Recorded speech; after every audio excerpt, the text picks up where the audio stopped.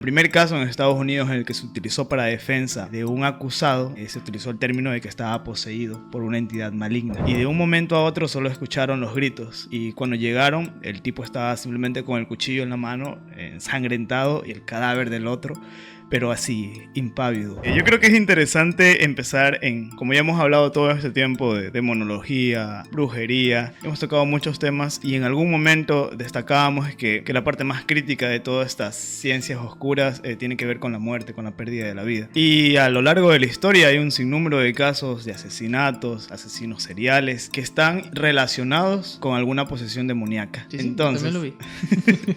están relacionados con alguna posesión demoníaca. Y leyendo y todo esto, a mí me causa curiosidad, aparte pues por mi carrera también, ¿no? Que uno de los primeros casos, bueno, el primer caso en Estados Unidos en el que se utilizó para defensa de un acusado, se utilizó el término de que estaba poseído por una entidad maligna. Y el caso trata de un tipo que mata a su casero a puñaladas en el pecho. Pero lo que hay detrás de esto es que era una familia en la que un menor había sido poseído. Y este menor tenía pues lo típico que solemos escuchar, ¿no? Fuerza sobrehumana, Ajá, hablar una en voz lengua. diferente. Ajá. Ese cliché, ¿no? Pero entonces el muchacho es asistido y lo someten a un montón de situaciones para tratar de que sacar ese demonio. A la final la Iglesia Católica termina reconociendo que en realidad es una posesión demoníaca y se lo manda a exorcizar. Pero el exorcismo no daba resultados. Al no dar resultados, en este tiempo está la famosa familia o el famoso dúo de los Warren. Ajá. Entonces ellos desesperados acuden a los Warren. Y los Warren al llegar definitivamente se dieron cuenta que sí, que era una posesión demoníaca. Pero que era una entidad demasiado fuerte. Incluso ellos redactan que al momento de llegar al lugar se podía ver al lado del endemoniado o del poseído una figura como en forma de niebla de niebla negra, Okay. negra espesa, al lado del menor. Ellos hicieron su procedimiento por días y lograron no eliminarlo, sino simplemente sacar de la casa al demonio. O sea, ya no estaba en el menor ni estaba en la casa. El demonio simplemente salió de allí. Pero el demonio no se había ido, sino que se había depositado en el tipo me acuerdo que el apellido es Lauren. Se había depositado en él. Desde que se deposita en esta persona, él ya había cambiado de humor. O sea, era un tipo, qué sé yo, un tipo demasiado jovial, se llevaba bien con todos. Pero de un momento a otro, luego del exorcismo de este menor, cambia completamente. Era un tipo cerrado, amargado, de mal humor, empezó a beber, se hizo alcohólico y da un momento en el que van a una reunión, luego de eso van a un bar, regresan del bar y estaban reunidos con el casero y con otras personas. Y dentro de estas personas estaba el menor, que ya no era menor, porque eso pasaron años que el tipo se sometió o tuvo este cambio en su personalidad. Pero esa noche el casero trató de obligar a una de las chicas que estaba allí a que siga bebiendo o a que se quede, y ellas salieron porque querían evitar problemas y se quedó adentro el casero y el otro tipo en cuestión. Y de un momento a otro solo escucharon los gritos y cuando llegaron el tipo estaba simplemente con el cuchillo en la mano, ensangrentado, y el cadáver del otro, pero así, impávido, ¿no? No tenía facciones, era como un cadáver de pie. Al tipo se lo procesa y a él, cuando se le toma la versión de los hechos, él dice que no se acuerda nada, que no recordaba nada, que solo escuchaba o que sentía que alguien le daba una orden, de que lo haga, de que lo mate. Y cuando llega el proceso judicial y todo esto, la defensa, pues al no encontrar, no había elementos para poder encontrarlo inocente, pero allí es lo que hace un momento conversábamos, que incluso se los llama a los Warren a que den su declaración de que se hizo un exorcismo en esa casa y que había un demonio, pero a la final no se lo tomó en cuenta, ya que pues era la primera vez. Imagínate esa gente escuchar que era alguien poseído, y no lo aceptaron. Ahora, en el fondo de esto, cuando lees los expedientes de los Warren, cuando ellos muestran o cuentan el caso que pasó en esta casa, dicen que esa casa, en realidad, el ente que vivía allí no era un ente que había llegado, era un ente que había vivido allí hace tiempo, y que cada persona que llegaba allí era propensa a ser poseída. Se dice que dentro del lugar, incluso ellos tienen ¿cómo se llama ese ¿El lugar? museo?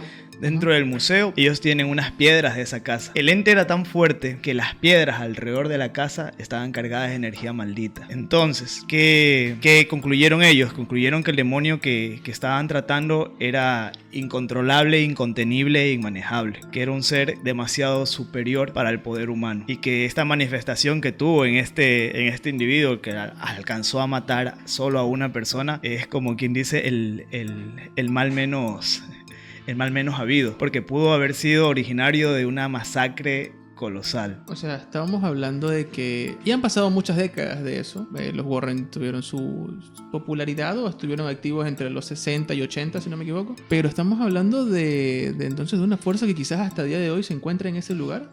Con esa cantidad de poder que no puede manejarse por una persona, inclusive de aquellas que tienen el conocimiento para tratarlo. Exacto. Al menos yo, aquí viene ya pues discernir que entre qué pasó, qué tanto es cierto, qué tanto es ficción. Yo sí creo, la verdad, porque para que seas tan, no decir yo cuadrado o tan limitado como para llevarte una piedra y decir que esa piedra está maldita, tienes que como que cuestionarte las cosas, porque ¿quién te va a creer? Pero yo creo que los Warren fue lo único que pudieron coger de esa casa, unas piedras. Y unas piedras de afuera de la casa. Ahora, ¿qué tiene que haber pasado allí? Connecticut es pues uno de los estados más antiguos poblados en Estados Unidos. Pues allí estuvieron asentamientos pues de los nativos y todo eso. Y yo siento que en algún momento de la historia del planeta, en este lugar tienen que haber llegado algún grupo de gente ávida o sabia que hizo cosas allí, y este ente vivió alimentándose de toda la gente que llegaba y poblaba, de las muertes, de todo lo que hubo en estos lugares,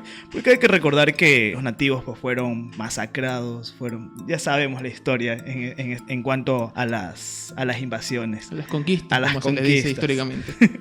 Entonces yo siento que allí alguien en un momento de la historia depositó allí a este ente, o le abrió la puerta a este ente, y este ente se alimentó por cientos de años, y por eso es un ente inamovible. En realidad es como si todo el terreno fuera el ente. Que también hay que entender que, a ver, es una creencia que se viene llevando de tiempo, ¿no? Y se extendió por un caso que fue muy notable, y como tú lo dices, tuvo que haber una energía tan fuerte y plasmada en el cual dio creencia no solo al grupo de la familia, sino al grupo del contorno de esa ciudad o de esa barriada. Al darle creencia, estamos hablando de un egregor y un tulpa. Es la creencia que tiene un grupo de personas hacia una situación, y es ahí donde uno le pone esa capacidad mental positiva o negativa, como el egregor, ¿no? El egregor o los dioses son creencias que vienen concebidas por un grupo de personas. Entonces, hablándolo de un poco de acuerdo a la historia que nos está contando nuestro compañero, es decir, en qué momento no tuvo que haber una situación que soltó a esta energía, o qué capacidad mental pudo haber soltado esta energía, o qué humano, ¿no? Con esa capacidad mental pudo soltar esta energía para que se plasmara en ese lugar y creara toda esa situación, porque no es una sola situación de que pasó algo, va pasando situaciones por situaciones, años tras años, no solamente con un tipo de persona. Es que al menos esa fue la situación conocida. Claro. O sea, que se dio a conocer. Y se hizo famosa por el asunto de que fue el primer caso en donde se trató de utilizar como defensa la posesión demoníaca. Exacto. Pero a saber cuántas otras cosas pasaron antes y pasaron después. Y probablemente de cosas que estén pasando ahora. Sí, no sé si se enteraron que hicieron película de eso, ¿verdad? El de este, no sé, no creo. Sí. Ya. ¿Y qué pasó también con las personas que hicieron las películas? Hubieron casos paranormales en esa situación. Entonces estamos hablando de una energía, y una energía tan fuerte, y una creencia también, lo podemos poner desde ese punto de vista, una creencia humana de decir, hay algo ahí que pueda soltar a esa energía para que tenga esa capacidad de hacer situaciones poderosas. O sea, tiene de dónde alimentarse esta energía. Exactamente. Por todos lados. Ya. Es más, yo creo que ahora que estamos hablando de ella, también se está alimentando, ¿eh?